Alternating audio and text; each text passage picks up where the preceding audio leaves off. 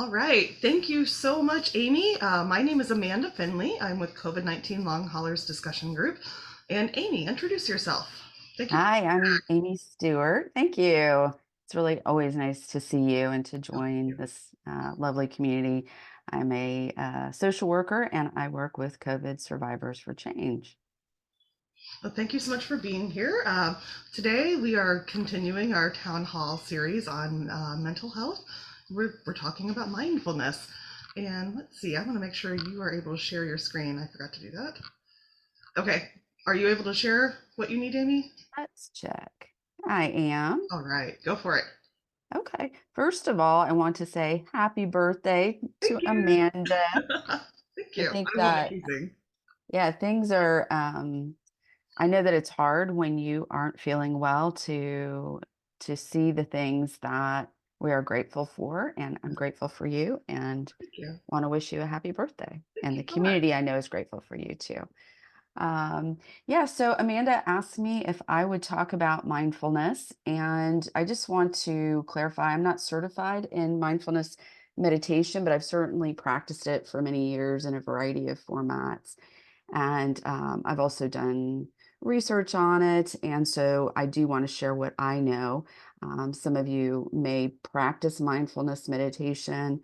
Some of you may practice other forms of mindfulness. Some of you aren't sure about it and don't know if you want to engage in any of those activities. And so you want to learn a little bit more. I think mindfulness is something that we're all practicing and we're all learning. So that is just a little precursor to the presentation I've put together for you all. If you all know me, I run the COVID Connection support group on Thursday nights, and I tend to do this by sharing some information using a presentation format. And I will share this presentation with Amanda. So if any of you are interested in it and want to follow up on anything that I talk about, you'll have a copy of it. And I apologize in advance. I'm getting over COVID myself, and it's hanging on, as all of you understand. And I do cough, so I apologize that it annoys me. So I can imagine it might annoy you, but I'll try to keep that down. So again, I'm approaching this presentation from the foundation of mindfulness meditation, but there are a lot of different ways to practice mindfulness. I think mindfulness meditation, talking about it from that perspective, gives us somewhere to start from, and we can go from there. So, some of you have heard of mindfulness or mindfulness meditation, but you're not really sure what that's referring to or what it is.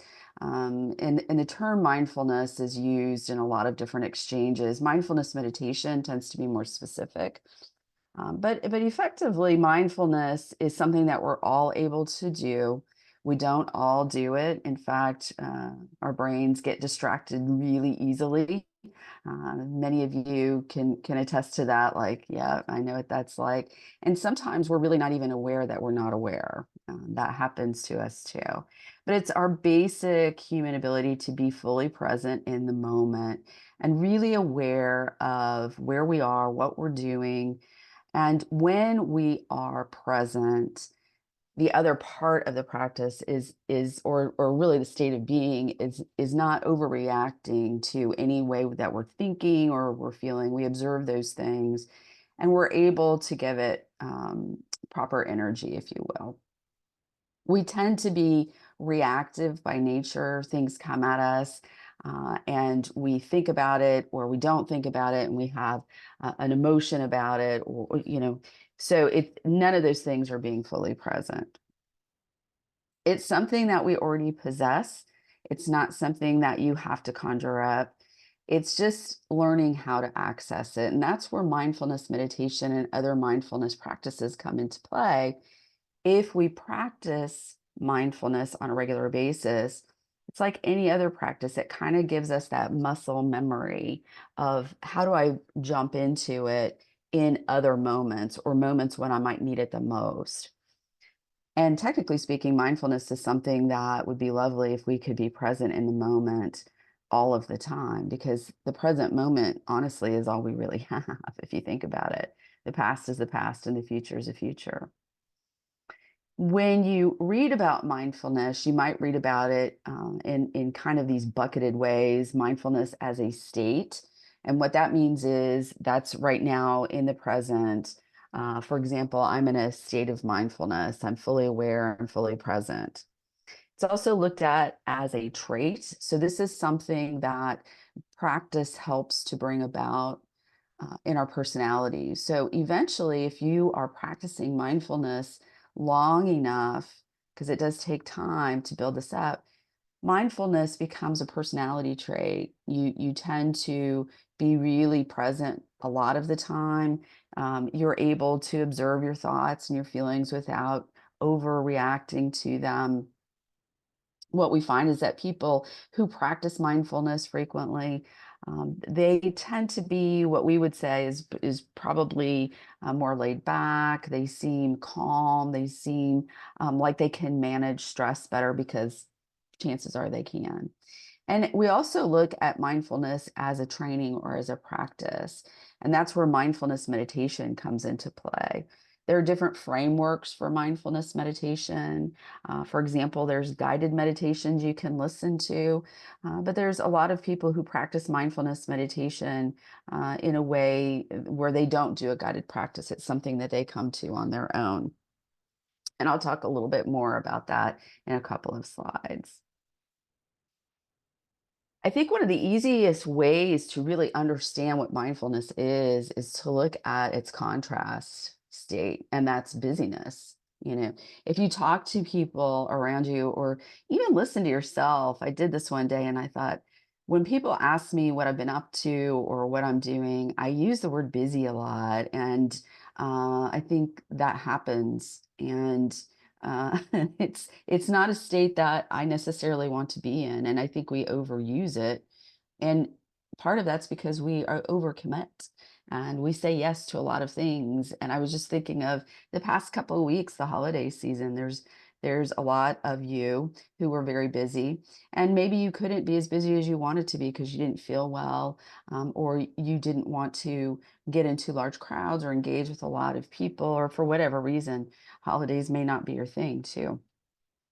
Um, but for some of you, you may have found yourself feeling kind of overwhelmed and tired and really busy. And some of that's because we tend to do that during this time of the year.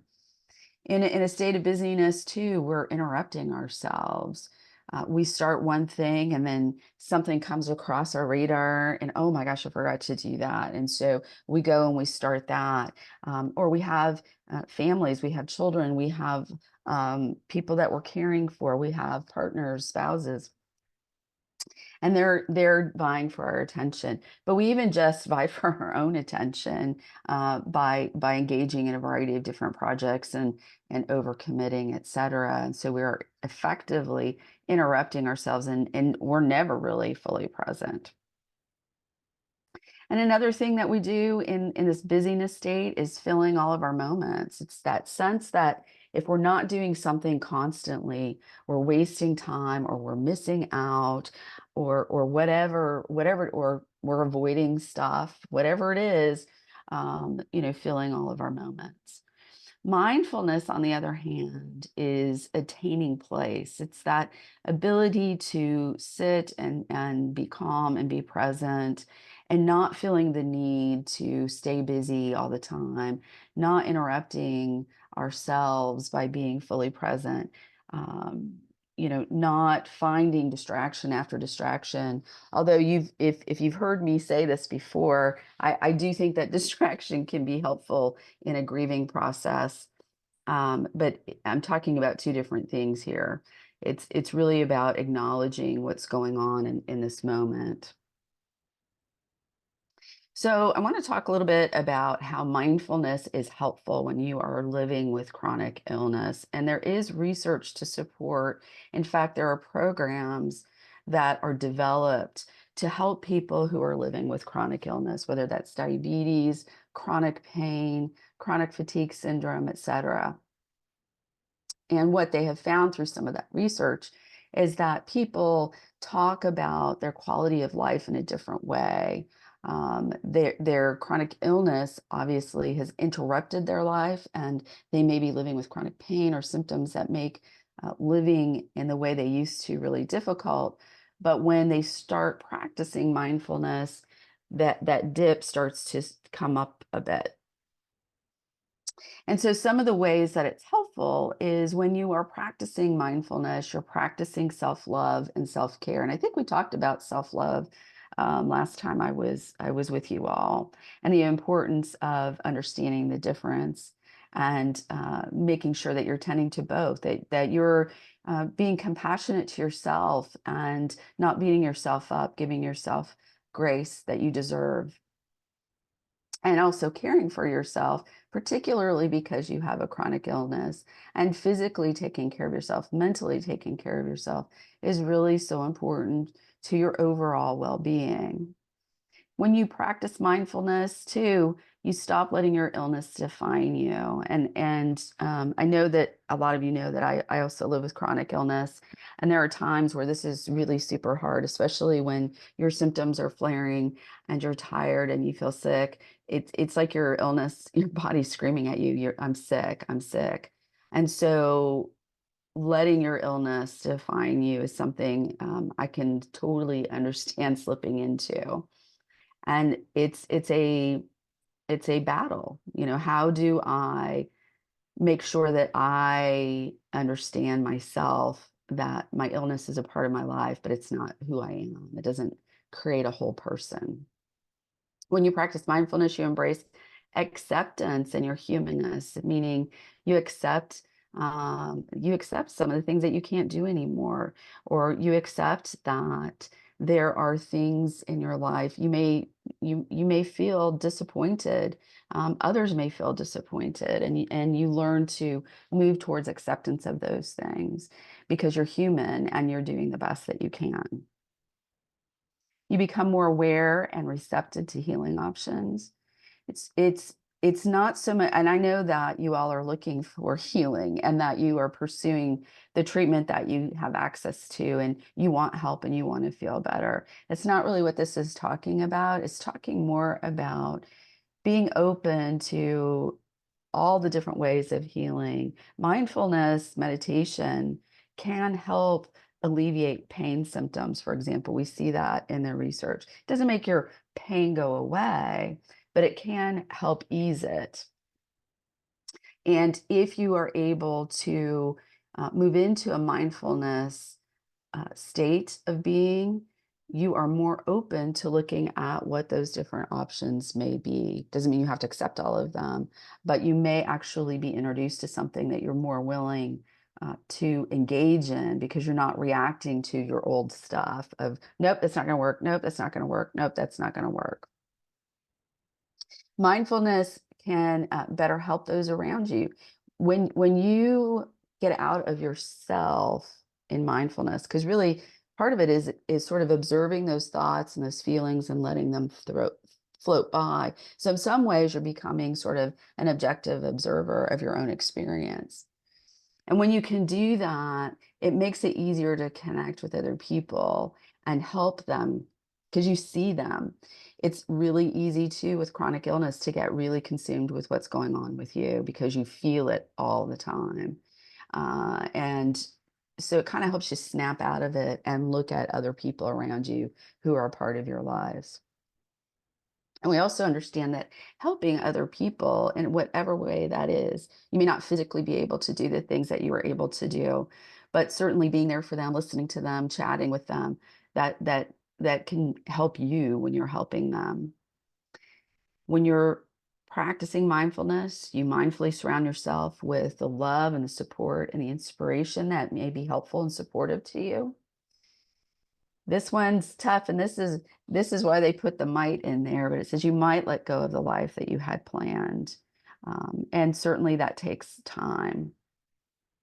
I also hear from many of you in COVID connections that because new symptoms come on board or there are physical changes, it feels like it's happening all over again. So it's hard to let go of things when you keep on experiencing more stuff, and I understand that.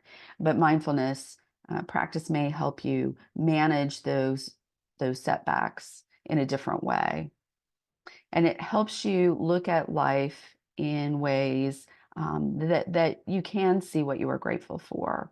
Those smaller moments, those moments where you're not feeling pain, those moments where you're able to do something that you haven't been able to do in a while.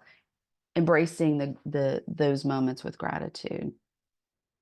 And at the very bottom, silencing your inner critic and embracing compassion for yourself. I think that's kind of my theme for you all today, is wanting you all to embrace self-compassion. And this came from the Center for Mindful Psychotherapy, which is mindfulcenter.org. Again, I'll share this with Amanda so she has a copy of it. And I always do this where I don't share the sound. This is a really good video about the science behind meditation. So I'm going to have to stop sharing real quick. Sorry about this. You'd think I'd learn. Here we go. For thousands of years, people have practiced meditation for spiritual, emotional, and physical well-being. But from a scientific perspective, how exactly does meditating affect your body? Does it really do anything? It all starts in the brain. During meditation, brain scans see increased activity in regions directly correlated with decreased anxiety and depression, along with increased pain tolerance. The default mode network, in particular, is activated when one's mind is at rest and not focusing on the outside world, and has been found to improve memory, self-awareness, and goal setting. Want to be more caring to your friends and family? When scientists compared the brains of Buddhist monks to new meditators, they found the region of the brain associated with empathy to be much more pronounced in the monks. It also literally changes your brain waves, and we can measure these frequencies. Meditators have higher levels of alpha waves, which have been shown to reduce feelings of negative mood, tension, sadness, and anger. And if that wasn't enough, it also physically changes our brain shape and size. Studies found that after 8 weeks of a meditation program, gray matter was more dense in areas associated with learning, memory processing, and emotion regulation. And yet the amygdala, which deals with stress, blood pressure, and fear, had decreased gray matter. When we look at the entire body, not only do we see decreased blood pressure, but it can also increase the variability of your heart rate. And while this may sound harmful, it actually plays a critical role in properly transporting oxygen and carbon dioxide throughout your body. Think you're getting sick? In a study where both meditators and non-meditators were given the flu virus, meditators were able to produce a greater number of antibodies and had increased immune function. If we go a little deeper, we can even see changes on a cellular level. Your chromosomes have protective protein complexes called telomeres, which help reduce damage to your DNA and lower cell death. And a shortened telomere length has been linked to several diseases such as cardiovascular disease, diabetes, Alzheimer's, and cancer. Amazingly, when cancer survivors completed a meditation program, their bodies showed significant increases in telomere length. It's believed that psychological intervention, particularly decreasing stress, has a direct effect on the enzyme telomerase, which has been shown to counteract shortening by adding DNA to the shrinking telomeres. Of course, meditation is not a substitute for other medical advice or a healthy lifestyle. We don't want you leaving this video thinking it will cure cancer. But much like hitting the gym can grow your muscles and increase your overall health, it seems that meditation may be a way of working out your brain with extra health benefits. And since your brain controls, well, all of you, why not relax and say, every once in a while? And if you like working out your brain, be sure to get our ASAP Science book, which is now available for pre-sale at asapscience.com/book. We've got answers to your most asked burning questions, persistent rumors, and unexplained phenomenon. Whether you're a huge science fan or just a curious mind, the book has something for everyone, and we're so excited for you to read it and show off your newfound knowledge to all your friends. Thanks again for all the support through the years,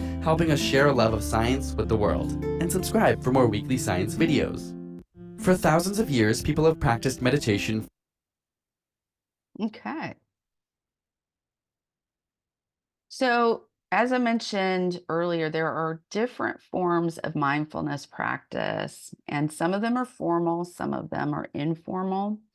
Some of one of the most, I would say, well-known formal practices is meditation-based stress reduction, or MBSR. If you have done meditation or have read about meditation, you've probably read Jon Kabat-Zinn. who he's fascinating. You can find his videos on YouTube. I've read his series of books. So I would say that he introduces a formal structure, but he certainly practices on his own in the way that he's most comfortable with throughout the day, several times a day.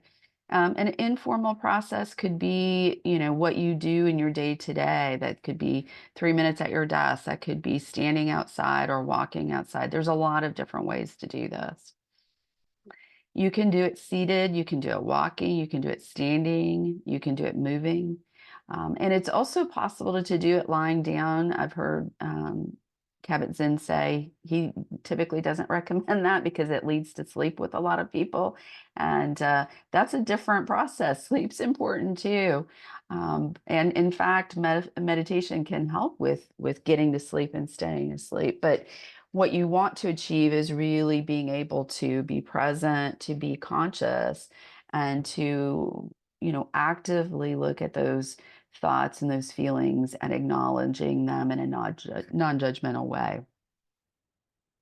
It's really about the short pauses that we kind of push the restart button throughout our days to make sure that we are present and that we are enjoying the moment and that we are aware. We can merge meditation practices with other activities. In fact, many have, such as with yoga. I find yoga very meditative in nature. It depends upon what type of yoga, and some forms are more, I think, aligned with mindfulness meditation than others. Even sports can move you into that alpha state, that alpha brain wave. Heard a lot of people engage in meditative prayer too, as a part of their faith or their spirituality. So again, another way to do it. Something that people say to me is, they've tried mindfulness meditation in a more structured environment, maybe at a mindfulness center or at a class, and they feel silly. It feels strange. In fact, there's a meditation that I've done. I don't know if any of you've done it. It's the raisin meditation where you put a raisin in your mouth and you spend time feeling what the raisin feels like on your tongue, what it tastes like, what the texture is like. And I've done that before, and a lot of people will giggle because it's different and it feels silly. So it's not uncommon for people to say, I don't think it's for me because it feels different. It is different, and you'll get there, but it's a practice and it's something that you kind of got to commit to. Early on, it's really about learning how to focus and learning how to concentrate on the practice itself, because you're going to move into it probably with a lot of thoughts moving into your head, which is a totally normal part of the process. And so initially you're learning how to calm down your mind, really. And then you can move into cultivating that calm and steady presence so that you can begin to be open to what it feels like and open to the meditation practice. And eventually, you can even use those experiences to feel more connected to other people around you. So it can be really help with relationships, even though it's a personal thing and it happens mostly in our minds. And then eventually you can really begin to be contemplative and reflective and use what you're learning in those practices in other moments. Use that kind of muscle memory and that knowledge in those moments that can become distressing or painful to you. Something that John Kabat-Zinn said in a video I watched of him was people asking him, "Am I doing it right?" And it's really hard because if the whole goal is no goal, if it's not to do anything or get anywhere, then how do you know if we're so goal oriented and product oriented? We need to see something happening or we need to feel a particular way. It's hard to know if you're doing it right.